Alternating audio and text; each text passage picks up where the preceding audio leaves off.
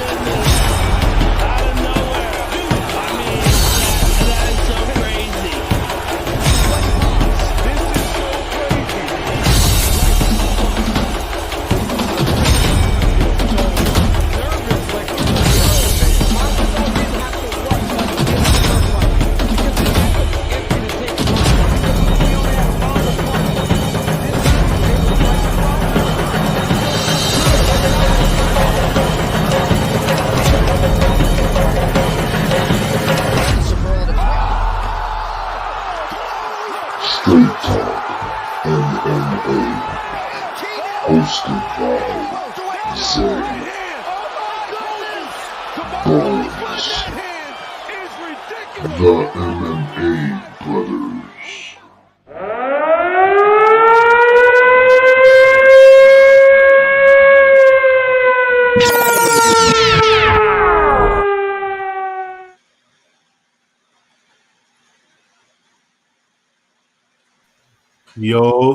Yo, what's up, bro?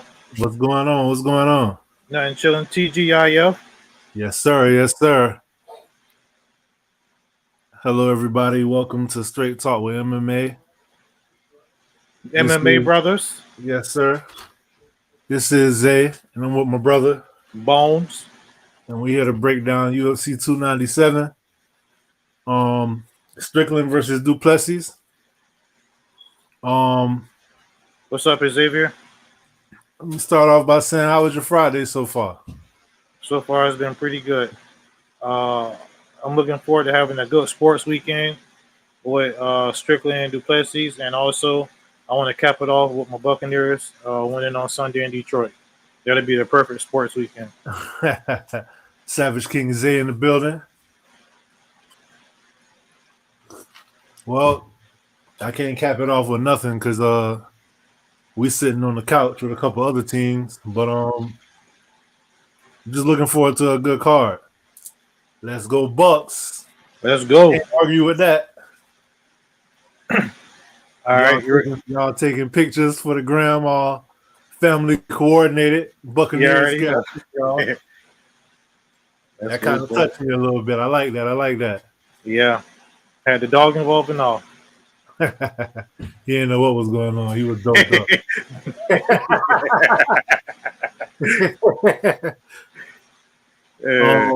All right, so for this card right here, scroll all the way to the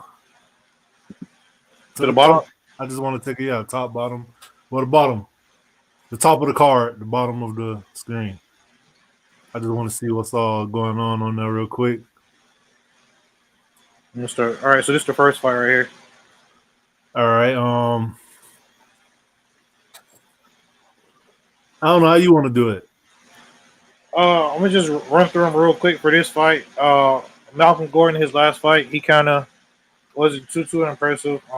If I had to pick, I would pick Jimmy Flick in this fight as an upset pick. He's a plus 170 underdog. Not too confident in that, but that is a potential little underdog that can win, in my opinion. That's something to look out for.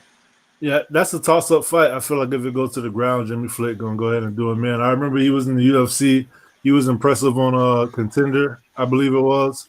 If it wasn't Contender, it was Ultimate Fighter. He had some 6 submissions, got to the UFC. I think he won 1 fight, lost 2, got cut, came back. And he came back, and I feel like he lost his return fight. Malcolm Gordon, he gonna try to throw hands. Definitely got some power in his hands. He representing his backyard. He fighting in his backyard, Canada. You're gonna see a lot of Canadians on this card because they are in Canada. His last fight, I believe he got finished with a body shot. Yep. That's why I say his last fight. It wasn't that he got finished or whatever. It just he kind of looked unmotivated in the fight, and it wasn't even close in my opinion. So yeah. So and I question Jimmy Flick motivation too because he retired at one point and now he came back. I didn't see him win a fight since he came back. So that one is a toss up. You pick Jimmy Flick. I'm pick Malcolm Gordon. all right. This one should be interesting. Priscilla Cachoeira versus Jasmine Jasdavicius. Jasdavicius in her last fight, it was a really good fight, but she kind of got pieced up like as the fight went on against Tracy Cortez. I didn't like that hair pull that she did. Yeah, that was pretty egregious. It was. She is undefeated in Canada. I did put some money on this fight, but I didn't pick a winner because I don't know which way it's gonna go. So I just picked it to go over 2.5 rounds. Xavier Martinez as an American and South African main event in Canada. Love it.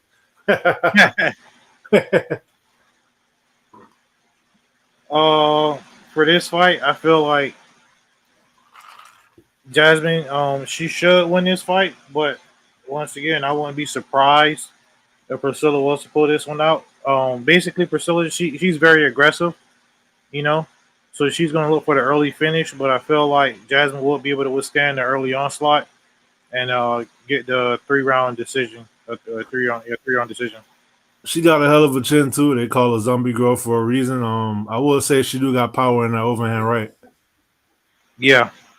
It's my Priscilla, right? Yes, sir. Yeah. I'm gonna be honest. I don't know these guys. No, me either. But obviously, you got Johan on here because he's a Canadian guy, so they're trying to pander to the crowd. See the team, 3 Canadians in a row. You got Jillian Robertson and Polyana Viana. Jillian Robinson, I'm a huge fan of her. She is favored by this one. She should. I'm looking for her to get the submission victory. I would say in the 2nd round in this fight. I didn't know she was Canadian because I just associate her with Florida. Me too. Same here. All right, Polyana Viana. Didn't she just recently fight? Is she the one that trained with Amanda Nunes? I don't think so. I'm gonna check right now. I get her mixed up with I can't think of the girl's name because I'm looking at her. Ariane Lipsky. I get them two. Oh yeah. Boy. I feel like this is another toss-up fight. I'm a Jillian Robertson fan. Polyana Viana. I'm gonna pick her just because you did it, and I like holding stuff over your head like that. So I'm gonna pick her, but realistically, I can't do it. I'm gonna pick Jillian Robertson because in order to hold it over your head, I'm gonna have to be right. You get what I'm saying? Jillian's been up and down a lot, so I don't know. It's like you never know what Jillian Robinson you're gonna get. I will say that it's impressive. I believe she got the most submissions in strawweight history. Polyana Viana is a more well-rounded fighter, though. That's why. So, bro, you want to hear something interesting? Yes, sir. Polyana Viana, she had 3 consecutive fights that ended in an armbar, with her losing one and then winning 2 consecutive fights in the armbar. Jillian Robinson, she's good at the arm bars, so that's kind of something to look out for. You might have just found a little hidden gem in there. Yeah. And she seemed like she kind of pretty consistent too. That she got a win, 3 losses, 2 wins. a loss, win, loss. So I know our last loss was against Tabitha Ricci, right? Yep. And she's no slouch herself, so I mean that's not nothing to be ashamed of. Not at all. Not familiar with either one of these guys either. Me either. You got your boy right here. Charles Air Jourdain versus Sean Woodson. Sean Woodson has to be the tallest featherweight in the world. He seemed like he 5 feet of legs and 1 foot torso.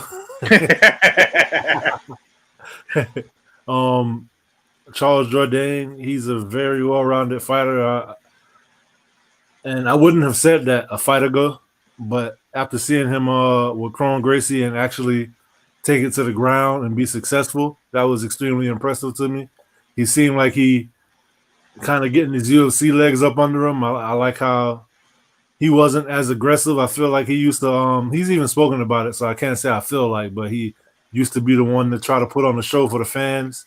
And now I feel like he's prioritizing winning more. So it's made him slow down and be a little more calculated, but he is still explosive. He got a lot of unorthodox strikes. I like his flying knees. He do a lot of spinning techniques, but he don't spam them, kind of like Johnny Walker does. He time them and actually set them up. Sean Woodson, he's very tall, very rangy. He got real nice striking. I feel like Jourdain gonna have to use his kicks a lot, but he can't just throw naked kicks, meaning he gotta throw something like with the hands before he throw kicks behind the hands in order to kind of make up for the reach advantage. If you can click on that arrow in the corner, I want to see the reach. For Sean Woodson, right? I want to see the compared reach. 69 and 78. Yeah, see, he got like a whole pretty much 10 inches, which really is like 5 inches because and he's 6'2". 5 inches on each arm. So yeah, that's a significant reach advantage. It's gonna be interesting. This is a real good test. This actually could be fight of the night. You think Jourdain gonna finish him? I don't know about the finish. He definitely gonna go for it. I feel like. Charles Jourdain. I'm kind of curious because he might just try to implement a ground game. Yeah. Charles Jourdain, he got a nice little 2-fight win streak. Ricardo Ramos and Kron Gracie. I'm sorry, Xavier Martinez said he wasn't off. Small torso, long reach, built like SpongeBob on them still.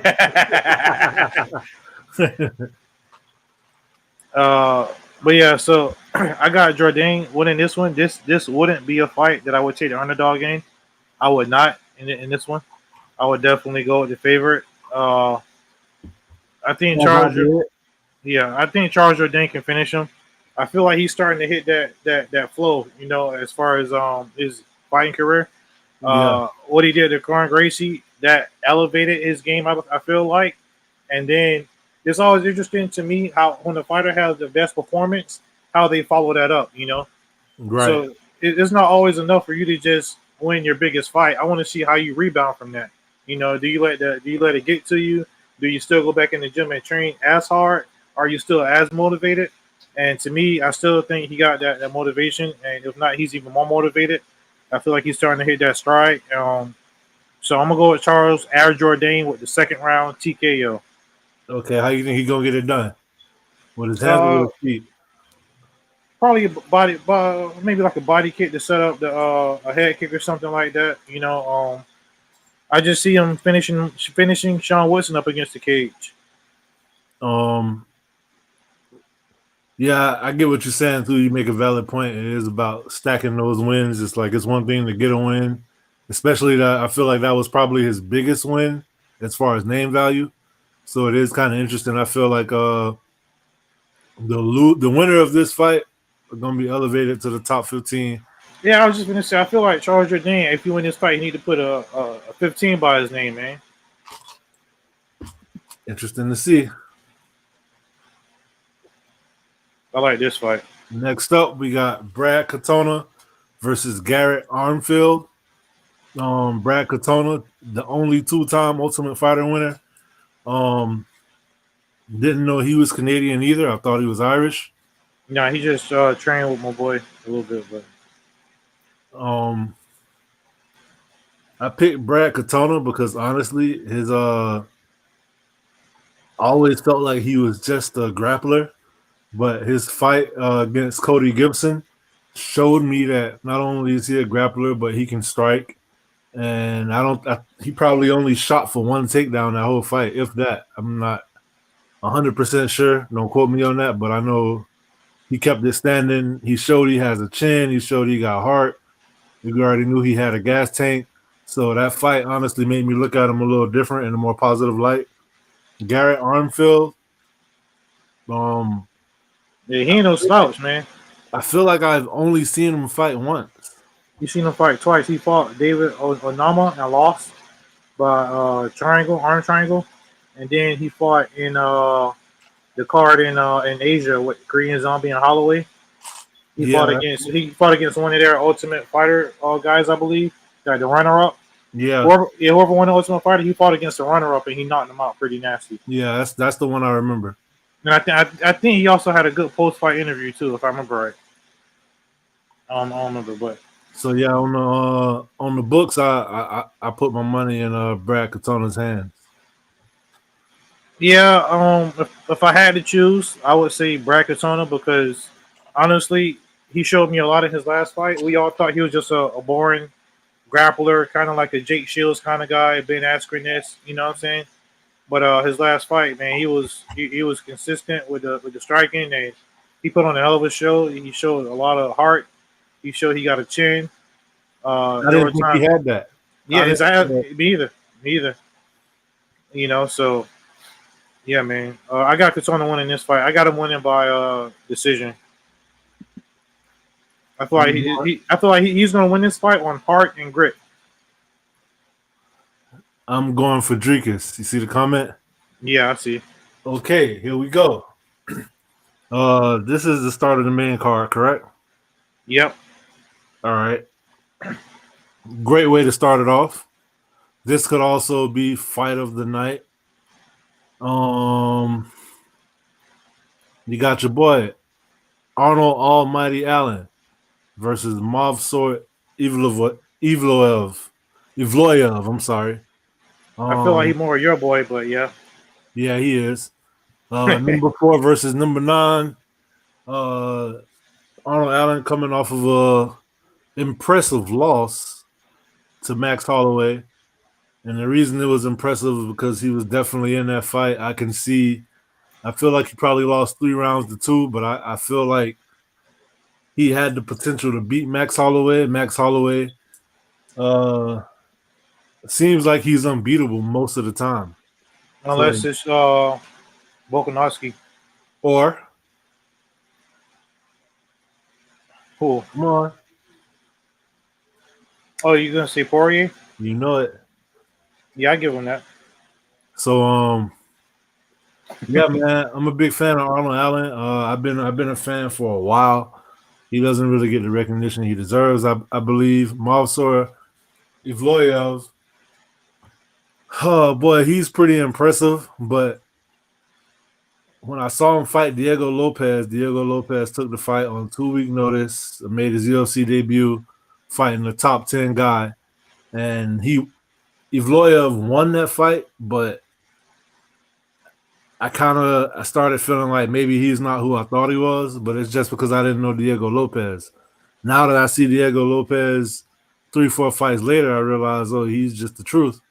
So I'm interested to see what's going to happen in this fight. I feel like Ivloev is going to try to spam takedowns because his last name ends in EV. You know how that goes. But I think Arnold Allen can keep the distance. I like his footwork. He's definitely the faster fighter. I'm looking for him to use his range and his speed. And he definitely got power in his hands. One thing about him, though, I feel like he breaks his hands in every fight. So that's something to kind of look out for. But I feel like Arnold Allen could possibly get the finish. I would like to see that. Yeah, I know you would. Man, Arnold Allen, let me just read out some of his wins. Mach 1, Americani, Mr. Finland, Gilbert Melendez, Nick Lynn, Sadiq Youssef, Dan Hooker, and Calvin Cater. He destroyed Dan Hooker. Yes, he did. I feel like the weight cut has something to do with that for the Hangman, though.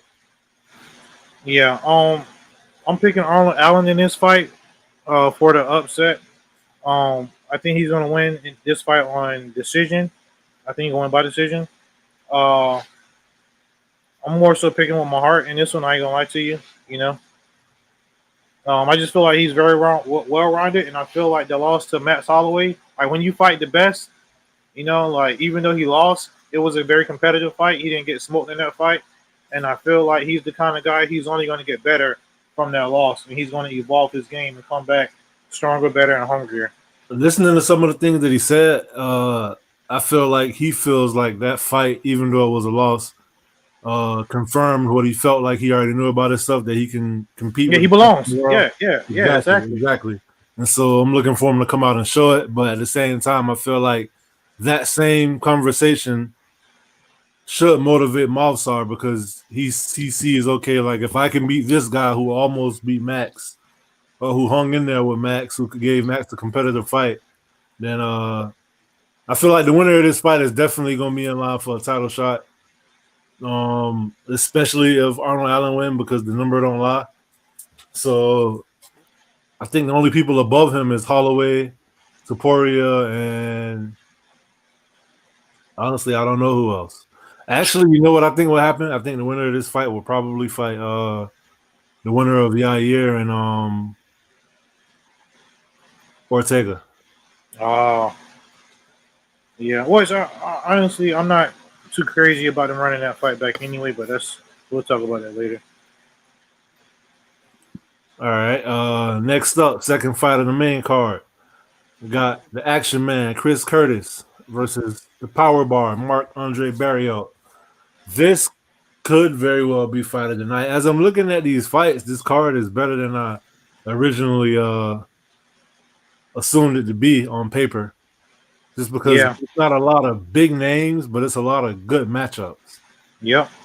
I think plain and simple, Chris Curtis is going to win this fight. I thought about it for a while, actually, and I kind of wish I would have put a little bit of money on it. But and the reason why is because I feel like he just has more experience, and I feel like he's more defensively sound.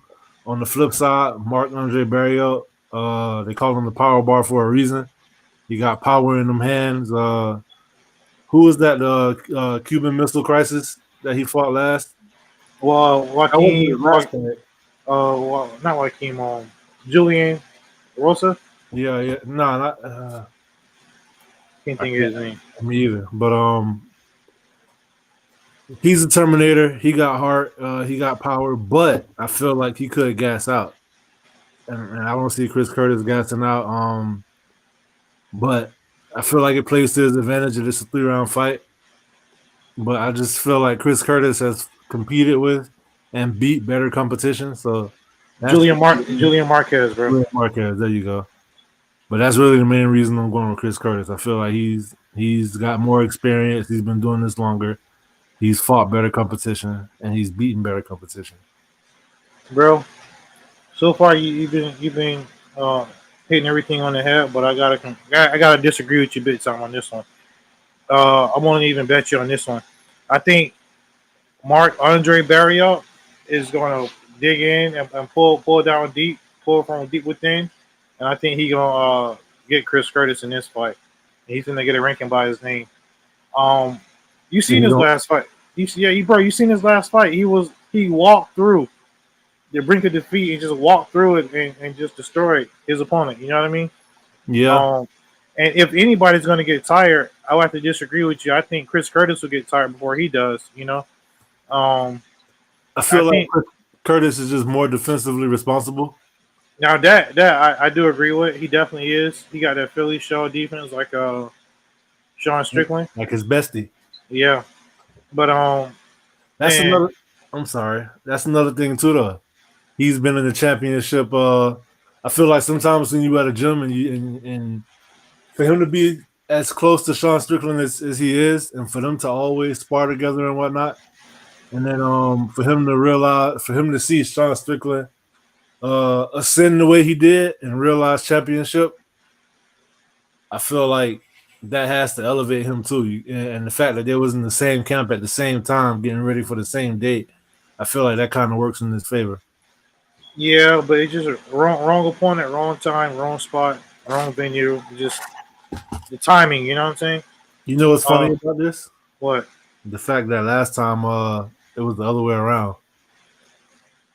What you mean? Whereas I was picking Barrio and you Yeah, yeah, yeah. I'm dead. We gonna bet on this one. We'll figure out the details of it later, but I definitely got Barry out, and I'm pretty confident.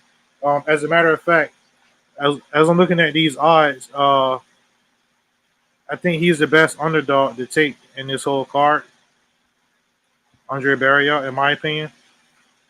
So I'm thinking about putting a little something on that fight. you keeping score of the whole thing, right? Yeah, No, you ain't. You I ain't am. even think about it. All right. Next up, you got the Haitian sensation Neil Magny coming off a loss to Ian Gary, where he just got leg kicked to death. It was crazy. That was probably like the worst performance I've seen out of Neil Magny. That or the Dos Anjos fight was pretty bad too. The Lorenz Larkin fight back in the day was pretty bad too, actually. That's way back, yeah. Now that I think about it, I've seen him get dominated a couple of times. I just thought about the Argentinian Santonio Ponzinibbio. Santiago Santiago Ponzinibbio. Ponzinibbio, yeah. Well, that fight, don't hold that against him. That was wrong time, wrong place. It was in Argentina. He was on a hot streak, main event. You can't hold that against him. So Mike Malott has been on fire. He's definitely somebody to watch. I see him being a future champion. Neil Magny has fallen to gatekeeper status, in my opinion. And Mike Malott has been on a roll. He's been on fire. He didn't rush his UFC appearance. He took his time, declined the first contract offer, gained some experience cornering guys with Team Alpha Male and Uriah Faber, and then went back to Canada. I feel like he's the truth. He's extremely well-rounded. Neil Magny, he's going to want to push him up to the fence and try to grapple him and make it a dirty fight, but I feel like he doesn't have that advantage there. He has the experience, but I feel like Mike Malott is a real student of the game. I feel like he's determined, like I said, future champion, and I don't see a way where he loses this fight. He may even win by submission. He definitely should win this fight. They're setting it up for him to win this fight. I don't think nobody gonna get a bigger pop. No, of course not. Like this event is kind of made for him in a way. You feel me? Like he's just the Canadian superstar that's on this card. You know. This fight is what the UFC is doing to trying to transition Neil Magny out and put Mike Malott in the rankings. Because he's the up and comer. They want to slow build him. They don't want to fast track him. He's Canada's next big star. And like you said, if there is any Canadian that can be champion, it will be Mike Malott, even over Charles Air Jourdain. I don't see Neil Magny coming out of this fight without taking a lot of damage. I feel like Mike Malott going to beat him up real good. I don't know if he's going to submit him. He probably just going to destroy him for 3 rounds and just beat him up real good. But like you said, Neil Magny is a gatekeeper right now, and they're putting him in this spot so that he can put him over, basically. That's what this is. Yeah, I kind of feel like he's gonna steamroll him, to be honest. Yeah. I don't see it going all 3 rounds. So this isn't a fight. Like he's gonna finish him however he chooses to. this isn't a fight where you take the underdog. Right? Not Not this at one. all. Not this one. Next up, we have number 2, Raquel Pennington versus Mayra Bueno Silva. And I'm excited for this fight, not because of the matchup, but because Mayra Bueno Silva is in it. She is, I feel like, the bantamweight future of the UFC. When Amanda Nunes put those belts down in her retirement fight, she called out all the Brazilians, saying, I'm the last Brazilian champion. One of y'all need to step up and grab a belt and hold on to it. I feel like Mayra Bueno Silva is going to do that. I put my money where my mouth is on this one, and I picked her to win. I also picked the method of victory submission. Raquel Pennington is a more well-rounded fighter. Don't get me wrong. I feel like she's better all around. She's definitely a better striker. Well, she has less holes in her game. I feel like she's she's pretty good in a lot of areas, but I wouldn't say she's great anywhere. Her ground game is better than her stand-up, but she definitely has stand-up. She's pretty tough as nails, actually. Mayra Bueno Silva, she don't want to keep this fight standing. She want to be in the clinch or get her on the ground. That being said, even though I feel like she only has one path to victory, in my opinion, I feel like she gonna take that path. And I see her getting the submission, becoming the new UFC women's bantamweight champion, and then having her first title defense versus Juliana Pena. And I'm looking forward to that fight because I feel like they got the same style. So it's just a matter of who's better at that. So, yeah, I don't see Raquel Pennington winning this fight. This is her second title fight. Last time against Amanda Nunes. Embarrassing.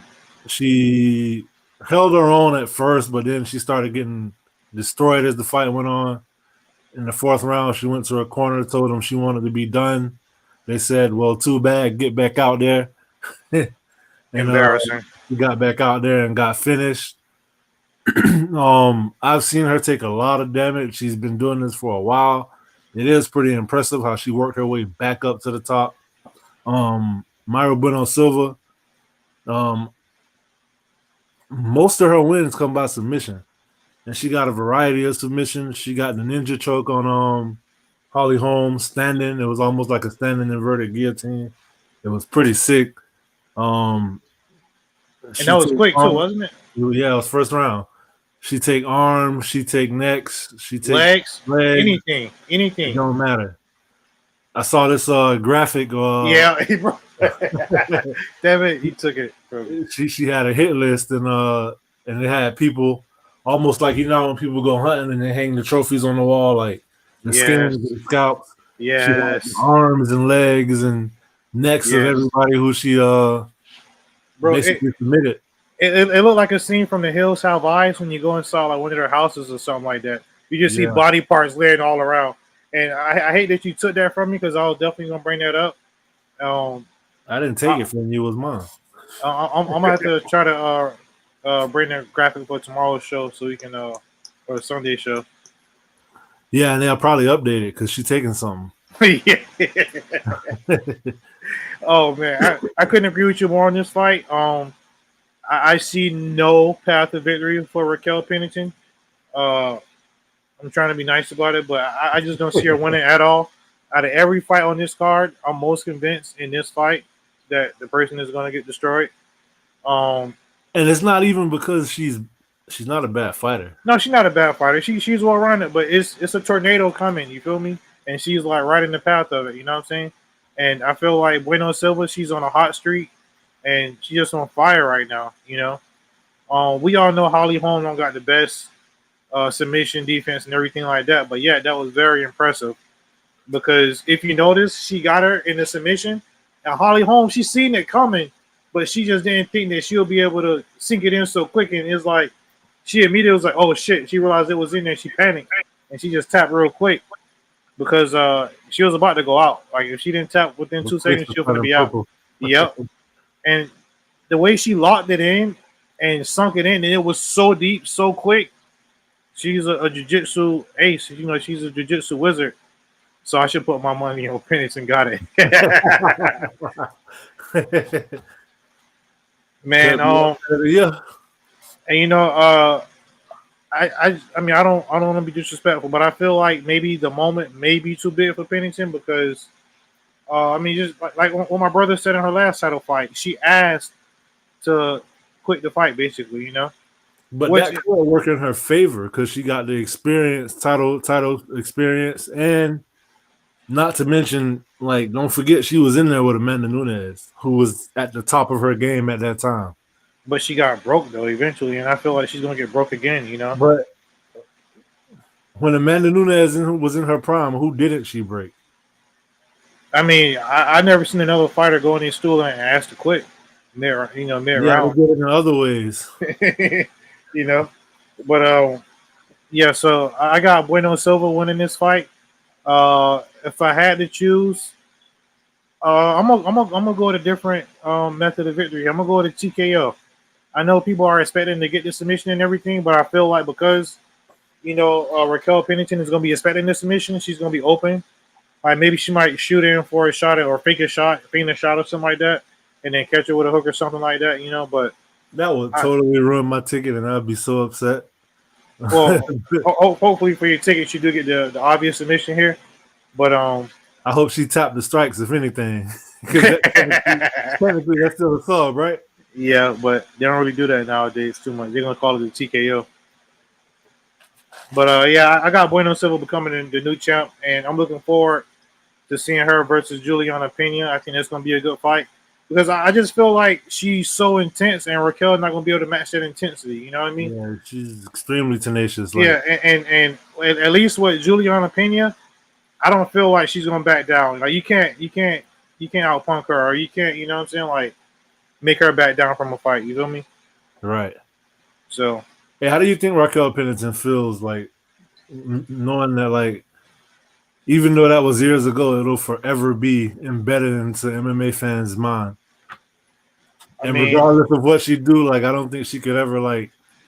She probably feel like we wasn't in there taking those shots, so we ain't got really nothing to say. Which she right, you feel me? Yeah, absolutely. You know, because I wasn't in there getting hit by Amanda Nunes. You know what I'm saying?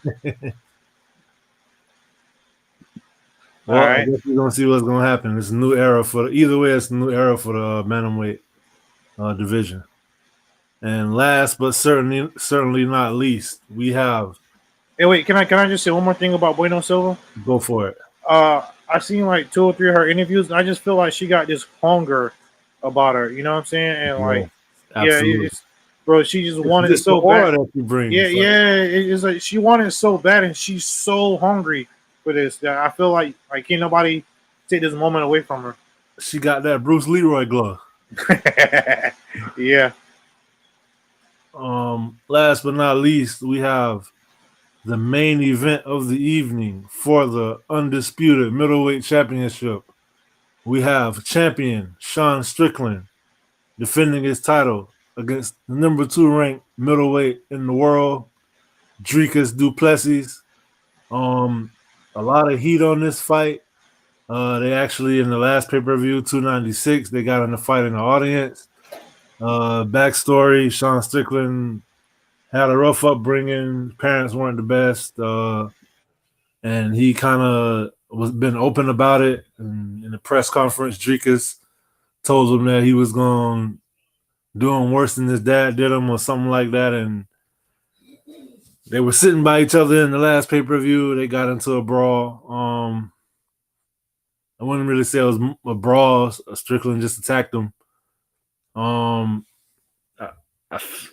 what I've been seeing, it seems like they kind of put that behind them, though, which is kind of cool to see. I feel like this is a good fight stylistically. Sean Strickland, nobody expected him to beat Israel Adesanya, especially the way he did it. He dominated him for 5 rounds straight. Had a moment in the first or second. I think it was the first where you thought he was going to even get the finish. Dricus du Plessis is extremely awkward. He throws punches from different angles. It's just weird. Like when I can't really describe his style. It's just weird. But he did seem like he used to gas out a lot. He had a nose surgery. He had been fighting with something was wrong with his nose. I can't remember if it was a deviated septum or something. I can't remember what it was. Yeah, that's what it was. It was deviated septum. So he got his nose fixed. Had one fight since then. We didn't really get to see if the cardio got tested because he finished Robert Whittaker in the second round. He seemed like he's pretty strong. The way he grabbed Whittaker and just took him down, like forced him to the ground. Yep. Out of the body lock. And then his ground and pound was vicious, opened up a cut. Feel like all he really needed on top of you is like a good 20 seconds and he can do some real damage. Definitely a powerful striker. His ground and pound also got Derek Brunson up out of there. His ground and pound, I feel like, was on the verge of finishing Darren Till. I don't know, man. I feel like if that did fix his cardio, that's a question that remains to be seen. But if it didn't, then Sean Strickland, he's extremely defensively sound. He used that Philly shell, just like Chris Curtis referred to earlier. He's very basic, but he's just so the fundamentals, man. It's the fundamentals are just really good. He's a master at range. He used the 1-2 a lot. 1-2 teep kick to the body. 1-2 teep kick to the body. Little interesting fact: the UFC, with the PI and whatnot, they got a lot of different new technology. They have these mouthpieces that they give to fighters that they put in, and once you bite down on it, it activates something so they can tell. I guess how long you're sparring, and they can tell when you get hit because it registers it. And they said that Sean Strickland logged the most amount of sparring time and took the least amount of hits. So that just goes to show you how defensively sound he is. Never seen him. Hey, bro, can you repeat that one more time? Say that again. Okay, so the UFC implemented these mouthpieces to give to their fighters, I guess, to track brain damage and stuff like that. And when you bite down on it, it activates, and it can tell when you get hit. Sean Strickland recorded the most amount of sparring time and took the least amount of hits to the head. So that just shows you how defensively sound he is. He don't really got a lot of head movement. He'll move his head, but he'll parry a lot of shots too. And I don't know. It's just gonna be interesting to see. Have seen him get knocked out before, and I feel like Dricus does have the power to knock him out. So it's just a matter of can he get to him, and is he going to wear himself out trying to get to him? The interesting thing about this is I don't see Dricus taking a step backward. So yeah, he gonna put the pressure on Strickland, and I feel like Strickland can't get caught going backwards for the whole fight. It's gonna be interesting to see if it make it to a third round, what that looks like. Or really the fourth round, the championship round. It's gonna be interesting to see what that looked like. I did not put money on this fight because I can see it going either way. If I had my way, Sean Strickland will win this fight, even though I do want to see Duplessis versus Adesanya. But I feel like if Duplessis win, it's gonna be by knockout. If right on time, Trevor. If Duplessis win, it's going to be by knockout. If Strickland win, it's going to be by decision. But on the flip side, the only way I can see Strickland getting the finish is if he get a TKO because Dricus is gassed out in the fourth and fifth round. Yeah. Like he did a Booster Magomedov. Once he got tired, he just stepped on the gas, and it's the accumulation, and he'll make him wilt. But one thing, too, Dricus, I feel like will try to use his takedowns. I've never seen Sean Strickland on the ground, not on his back. Well, Kamaru Usman, but that was it. Yeah, so this fight can play out in a multitude of different ways.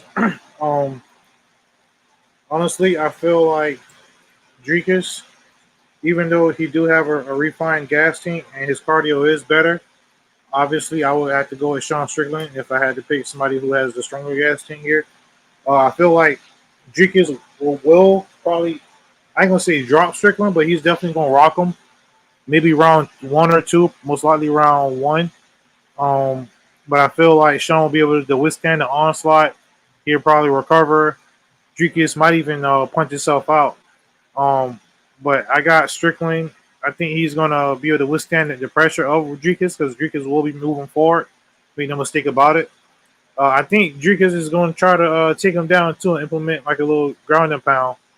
And the keyword I noticed I said try because I think Sean will be able to get up from the cage. I mean, will get up from the ground using the cage and everything like that. And I think it's going to end up wearing Dricus out even more so. And I feel like once Dricus, shoot for once he rocks Strickland and that's not enough, then he take him down. Strickland get back up. That's not enough. He try to take him down again. Strickland keep getting back up. I feel like it's going to kind of mentally fatigue him a little bit. And I feel like Strickland going to start using those jabs, So I look for Strickland to come on strong in the 3rd, 4th, and 5th round. Dricus will win round 1, maybe even round 2. I'm not sure. But he definitely, I think, will win round 1. And I think Strickland will come on stronger later in the later rounds. And I think Strickland will win by decision. Plus 1,500 for Dricus to win by KO in the 3rd. Yeah, that's pretty good odds. So can you see a world where Strickland get the TKO? It's very unlikely, but it's possible because you got like Strickland, like he has good stand up. I don't want people to get it misconstrued that he's not finna get a knockout, so he's not a good stand up fighter. But it's just the way his stand up is. Like my brother said, he got a good chili fell defense, and he'll jab, jabby, jab. And might throw uppercut here and there and everything like that. But he's looking to wear you down though, and over time, I feel like Dricus will get worn down, It's more like death by 1,000 cuts, kind of like Nate Diaz. Yeah. And it's just like Adesanya, that wasn't a boring fight at all, but he dominated the fight. And he even dropped him in the first and don't let him start talking to you when he started talking to you. Oh, bro, trust me. Fourth and 5th round, he's gonna probably get a 10-8 up in there. Because he gonna start hitting himself a little bit and talking trash to him. You know what I'm saying? I like Sean Strickland. Me too.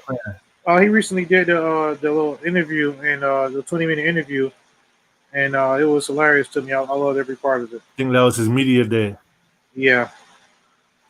He said he's and like you said, he said a lot of stuff that other fighters think but won't say. You know what I'm saying? Other people in general. Yeah. Yeah, so I guess that pretty much concludes it. Question though, so what happens with the winner of this fight? Man. You know who they want to have the belt. You already know. Izzy, right? Nope. Who? Khamzat Chimaev. Yeah, he recovering from the he got some kind of sickness right now. What was that? The Abu Dhabi, Saudi Arabia card? Yeah. Yeah, there you go, right there. Abu Dhabi, I think, but no, it's gonna be Saudi Arabia. It's the first event in Saudi Arabia. That's why they're trying to coming up. Yeah. You see, you know what I'm thinking? What? I'm thinking they're gonna have Israel Adesanya to fight the winner at 300. Bro, but I think they want Izzy to fight Pereira at light heavyweight. Pereira, I think he gonna fight Magomed. I hope he destroy Magomed, man. Yeah, but I can see a path to victory for Magomed because he's the more well-rounded fighter and his ground game. I don't want to see that guy as champion, bro. His last name ending EV. Yeah, I don't want to see him as champion.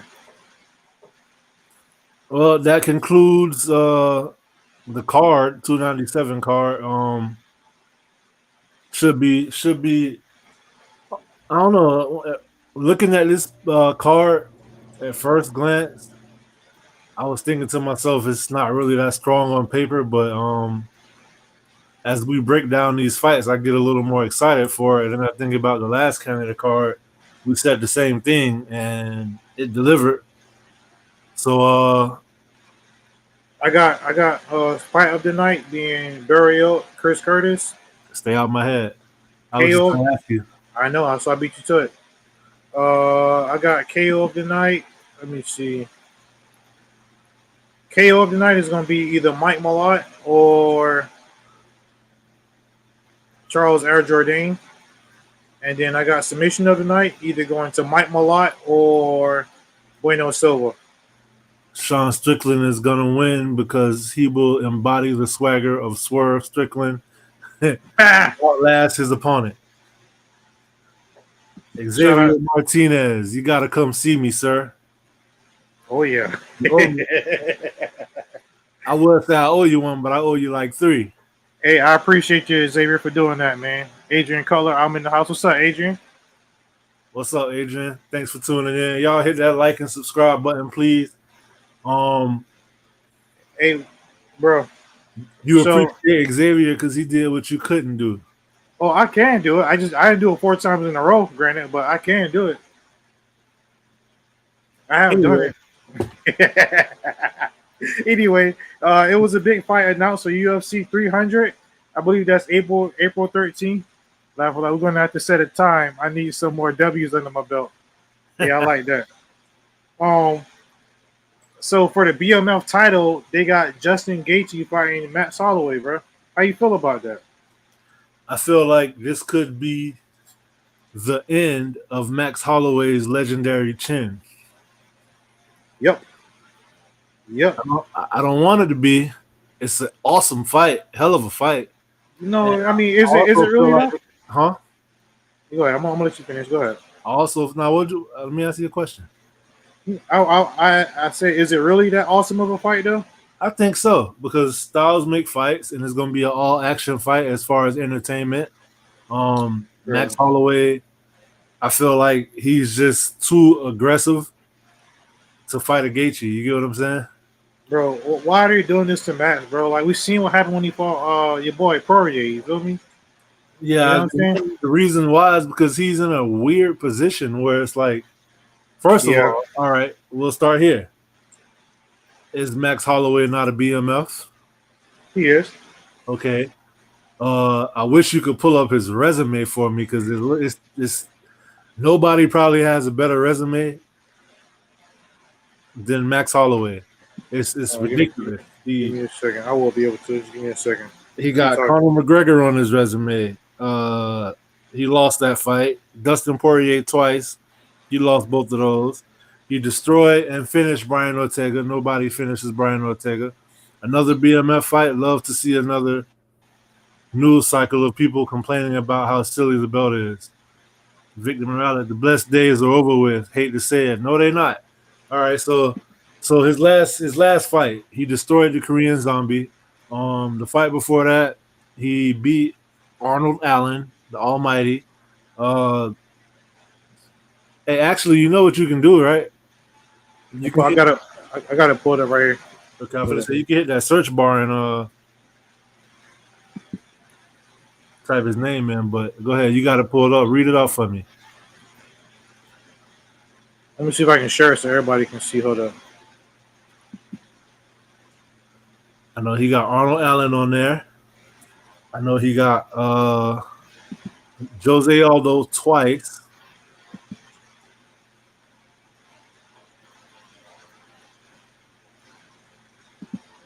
Yeah, he destroyed Aldo. Say it again. I said he destroyed Aldo twice. Finish.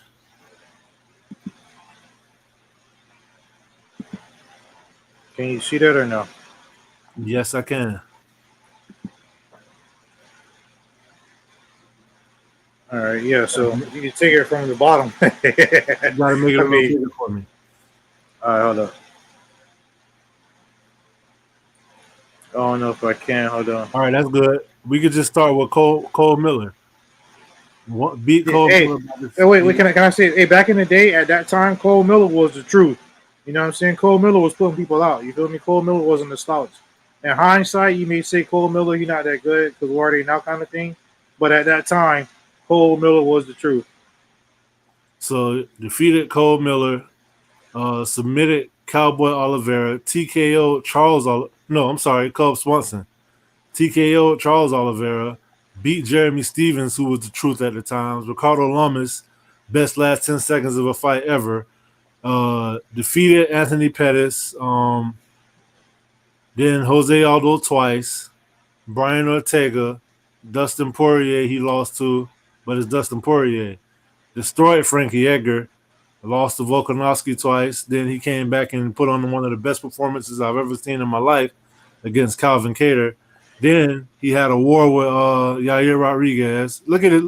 If you look in the corner and you see his highlights, like just the way he moved, and so at Calvin Kattar, nothing was cooler than me than when he was looking at the commentary team while dodging punches, saying, "I'm the best boxer in the UFC." The man is looking at the commentary team, talking to the commentary team, not looking at his opponent, still dodging shots and still hitting him with jabs and uppercuts and hooks. Insane. In the Brian Ortega fight, before the fourth round started, he looked at Joe Rogan and said, "This is it. I'm finna finish it now." And what did he do, bro? He finished it now. So he lost to Volkanovski 3 times. Then he defeated Arnold Allen, defeated Chan Sung Jung. So his only losses really are to Volkanovski and Poirier and McGregor. So yeah, Max Holloway is a BMF. That performance from Bless was nuts. It absolutely was. Victor Morales, okay, I don't know nothing. His last knockout was to Ortega. No, his last knockout was to Chan Sung Jung in 2018. All the other fights was decision. You really think he's gonna go to decision with Justin Gaethje? Be real, my boy. I didn't say I thought he was gonna go to decision. I think he's gonna lose that fight, but I think it's gonna be entertaining while it lasts. Hey, it's me, your skin. I want to feel. I think he's just not built for Will it 155, leave me bro, tight or to be honest stripped? with you. I'm craving a balanced cleanse with CeraVe. CeraVe foaming cleanser. And you gotta developed stop with your dermatologists, cleanses and removes excess oil. There you go. But yeah, so yeah, that's how you feel about that fight coming up. Honestly, I don't like that fight for Max because of what happened with Poirier. I feel like it's a bad matchup for him. It's not a good fight for him. I feel like him moving up, Gaethje is too powerful, man. Gaethje is too, like he's just finna come forward. You know what I'm saying? And he finna hit him. He might even knock him out or TKO him. I don't like that fight for Max at all. Hey, by the way, Max Holloway has never been dropped in his UFC career. For real? Nope, never been dropped. Legendary chin. Bro, but listen though. He's fighting Justin Gaethje, so you know he's finna get dropped. That's why I said I think it's gonna be the end of that legendary chin. Like I agree with you wholeheartedly. Also, I feel like they're kind of giving a swerve to Gaethje because he should be getting ready to fight Makhachev for that belt. I think he should be next in line instead of Charles Oliveira. Oh no, they're finna give it to Oliveira because he got a better chance of beating Oliveira and he wanted to keep that belt. That's why they're doing it. Another fight that was announced is Oliveira versus Arman Tsarukyan. Yeah. So they said that that's the number 1 contender fight. Yeah, that's what they said. Hopefully Charles can win that fight. I'm not a big fan of Tsarukyan, although he was very impressive in his last fight. But I'm pulling for Charles big time. What else was it? No knockdowns against him. Gaethje might be the first to do it, and under the BMF pretense, it's a bigger moment than it would have been without it. Agreed. Hey, but why do they need to have like just one BMF? Why can't they have a BMF for maybe like multiple divisions? You know what I'm saying? Yeah, that would be cool. But one thing I can say, oh my bad, you're right. He knocked out Korean Zombie, but bro, he was at the end of his career. Yeah, you're right. That was actually his retirement fight. One thing I will say is that the one thing I like about the BMF belt is that it gives the fighters more money because being that it's the title on the line, they're gonna get pay-per-view points. So that's pretty cool. Yeah. What other fight was announced that's pretty big on that same card, actually? I don't think we talked about the Chinese fight. Oh yeah, Zhang Weili versus Which Yan Xiaonan. I'm very mad they're not doing this in China. Very missed opportunity, UFC. Missing a big opportunity. They tried to, but China got something going on politically or something. They said something was happening where they had to cancel it. I think the BMF would be and I hate to see fighters. This is Vic. I hate to see fighters that gave us wars go out with an L. Yep, but that's one thing about the fight game, The fight game is very unforgiving. and you're never done with it. It's done with you, as Yep. Charles Sonnen always says. Xavier says, I think the BMF would be best as a super fight concept, regardless of divisions. No defenses, just bragging rights with a symbol between established greats. I agree. I mean, it seems like what it's going to kind of basically. So But that Yan Xiaonan fight, what you think? oh man, it's gonna be a hard fight to pick, man. You know I'm a big fan of both of them, man. If I had to pick, I would pick Zhang Wei Li, but I mean that fight can go either way though. I feel like if Xiaonan win, odds wise, it's probably gonna be the biggest upset. Upset alert. I don't think it's gonna happen though. Yeah. They also announced for $299 in Miami, my boy Dustin the Diamond Poirier versus Seek and Destroy Benoit Saint Denis. I think it's a very risky fight for Poirier to take. I was just gonna ask you, bro. Like, as a Poirier fan, how do you feel about him taking that fight? I feel like it's risky, but I feel like he's doing what you should do. Like, he's number 2 in the rankings. Benoit Saint Denis, I feel like he might be number 14, but he's been on a war path lately, and I'm kind of tired of seeing the top of that division just only fight the top. Give somebody else a chance. I feel like if Poirier is who I know he is, then he'll hold them off. But don't let the number fool you. That Benoit Saint Denis, that's a very dangerous fight because you got a lot to losing against number 14. I feel like matchup wise, stylistically, it works in Poirier's favor because you know they're gonna stand and bang, and it's gonna be a brawl. It's just a matter of I feel like whose chin holds up. I feel like Poirier got more power. But then again, he is coming off of a knockout, so it's going to be interesting to see. I'm going to be hyped for that fight. Yeah, I bet you will. It made me want to go to Miami. I bet. Yeah, I think that fight, Poirier should win that fight. I'm not sleeping on Saint Denis at all. I don't think Poirier gonna start him or nothing like that. But Saint Denis is gonna come with that pressure, you know. You think he's gonna try to stand with him all 3 rounds? I think he's gonna try to maybe use some ground game and punch work a little bit. I mean, I think he'd be foolish not to be honest. Yeah, I think he'll be foolish not to. If we see him Poirier in any one area, it's been getting held down. And see, Benoit Saint Denis can do that relentless pressure as far as, holding them down and stuff like that, and then peppering them up with shots up against the cage and stuff like that. But I think Poirier should win that fight. I ain't gonna lie, I might be rooting for him actually. It'd be the first time in a long time.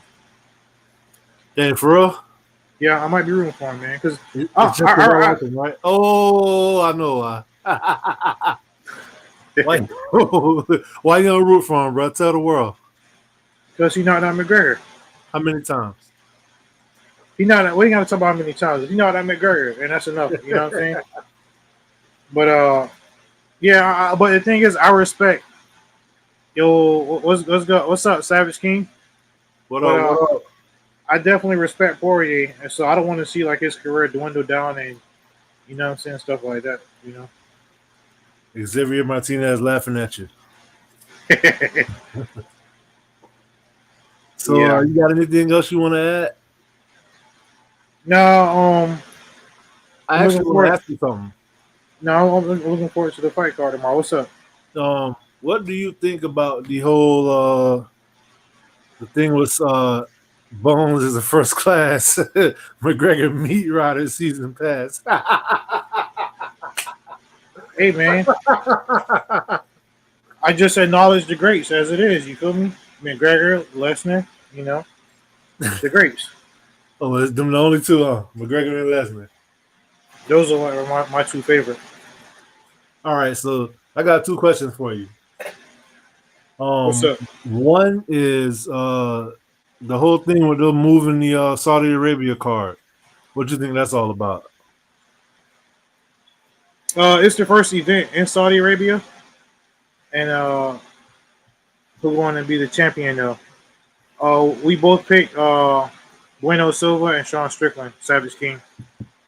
But I feel like it makes sense because if they're not going to put Bilal Muhammad on 299, what they're rumored to do, they should put him on that card. You mean 300?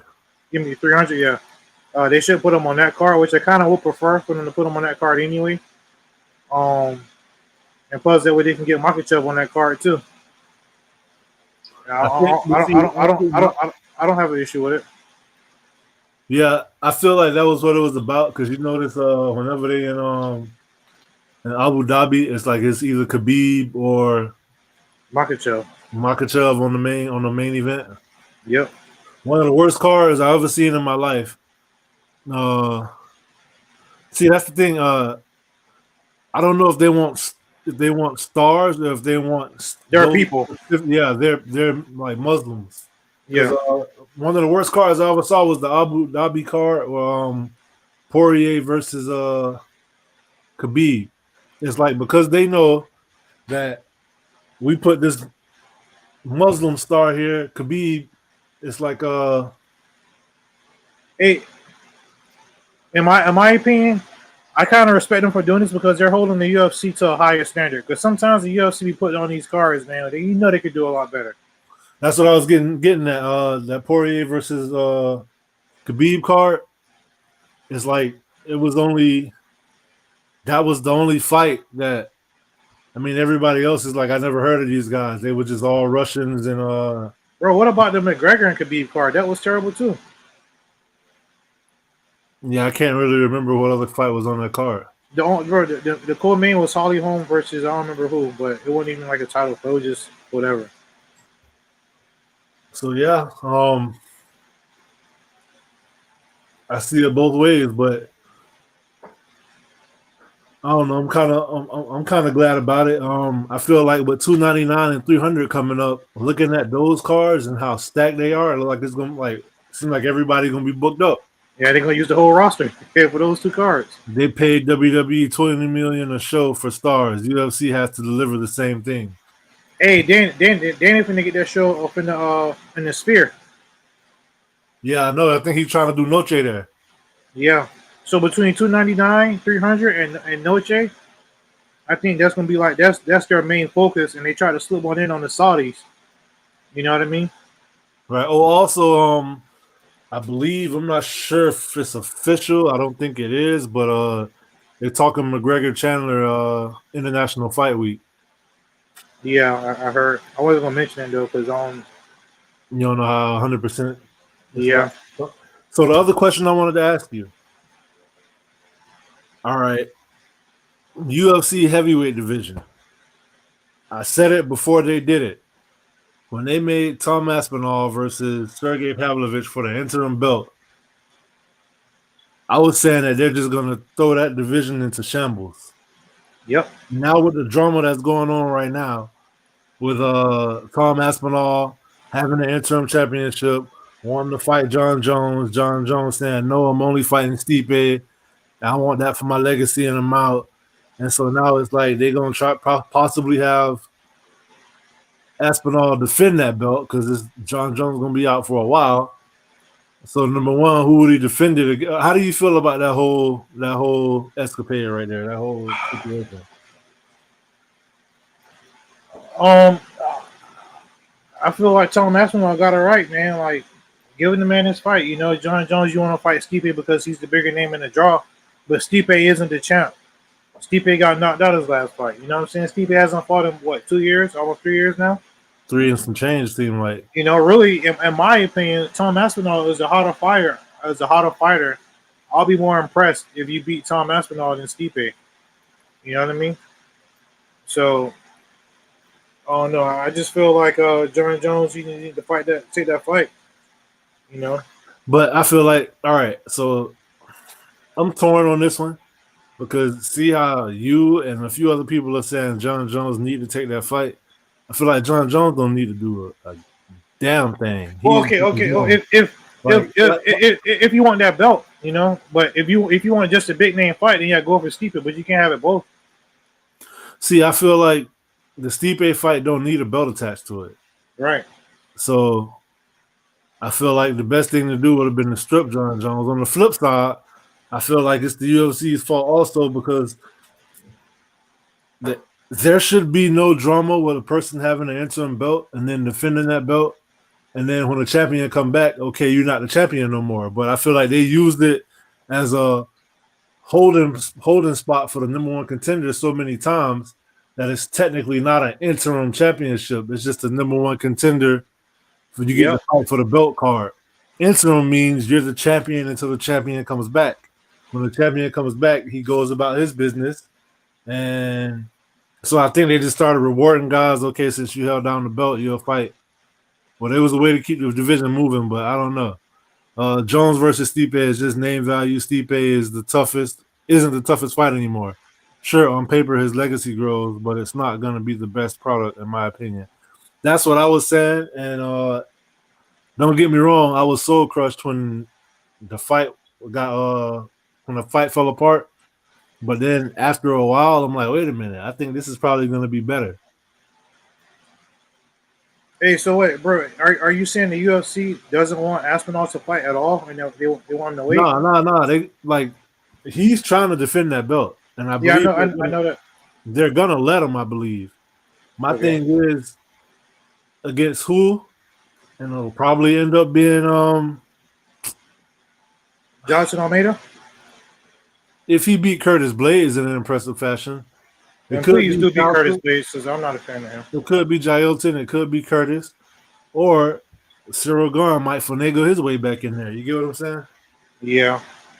And then if it's a situation where, I don't know, I feel like Jones might just go ahead and fight him, but I feel like if he don't, you can't hold it against him. Because, I mean, he don't got nothing to prove. Like, and if he did beat Stipe and then came and beat Aspinall, it's gonna be somebody else in the meantime. Oh, he should fight this person. You feel me? Yeah, it's always gonna be somebody. Yeah, it's always gonna be something else that we want him to do.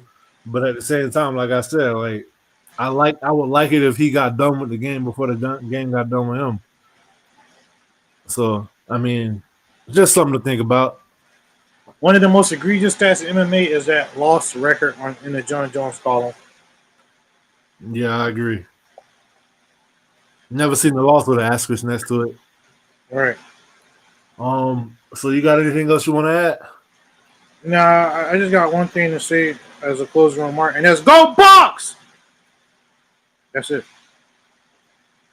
No comment. I'll keep my mouth closed because my team is at home, sitting on the couch with those Dolphins and those chokeaholic Cowboys. We sitting right on the couch with them, so I can't say nothing at all. But it would be cool if the Bucks and the Bills made it to the Super Bowl. Yeah, I'll like that. That'd be something to see. I think the Bills could do it. The Niners gonna be in your way. Yeah, right now we focus on Detroit, beat Detroit, and then we'll see who we got next. I hope the weather ain't bad for that game. I guess so. Since Bucks, there's the last shout out to Cupcake Bucks. Buck. All right. But all right, I guess that's pretty much it. Y'all tune in Sunday. Sunday 9:30, 10 o'clock. I honestly can't remember. My mind is in a million places right now. But Sunday morning, we will be doing a review show for the pay-per-view. Let y'all know how it went down. Hopefully you'll be a little richer too, bro. Yeah, I plan on being a little richer. I guess the Bucks, since the last Florida team. There you go. Jump on the bandwagon. Why not? Plus, I mean, their colors are just better than y'all's anyway. Hey, I'll argue, which is one of the reasons why years ago I chose them as my favorite team. We have the best sports logo in sports, period. In any sports, we got the best logo. And the second will be the Raiders. That's it.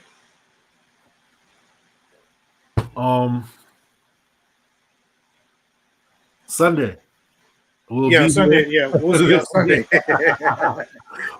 We'll be here to let you guys know how it went down and Look at them power flags. Look at it represent. I respect that.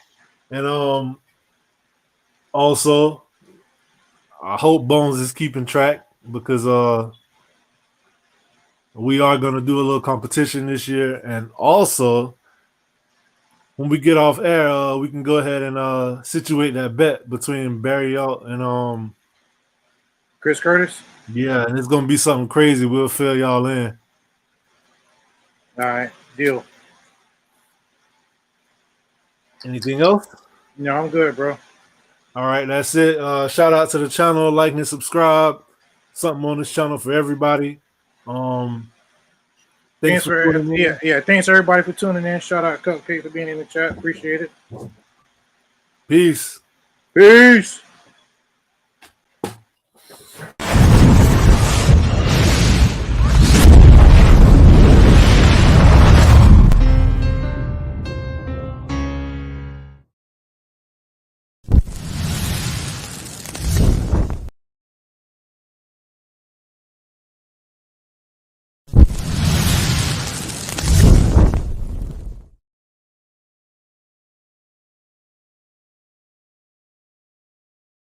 If you want to be the best, you got to beat the best, and the best is blessed, baby. All right, gentlemen, we've been over the rules. Protect yourself at all times. Follow my instructions. Keep it clean. Touch gloves if you wish. Let's do it.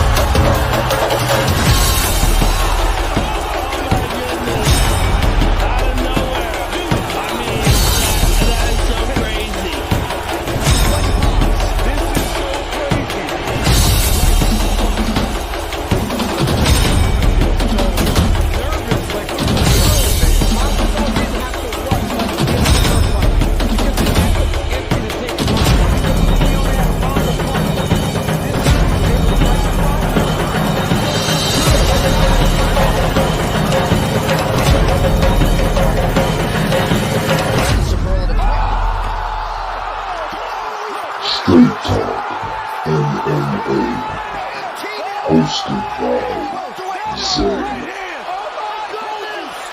Bonez, the MMA Brothers.